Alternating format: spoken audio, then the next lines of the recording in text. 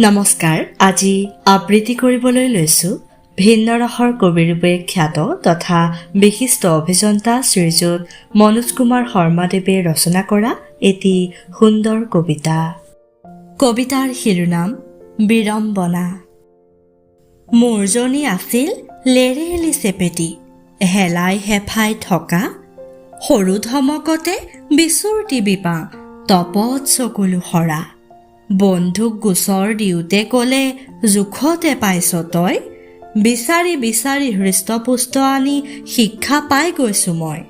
গাড়ীৰ আগত বহাই নিলে মন নানাচে ৰঙত, পিছত বহাই আৰামত নিলেও ভুৰ ভুৰাই যায় খঙত। ৰন্ধাৰ সময়তো ফোপাই গেঠাই থাকে, মূৰৰ বিষ গাৰ বিষ, অফিচৰ ভাগৰ দূৰলৈ ঠেলি হওঁ পাকঘৰৰ মিছ।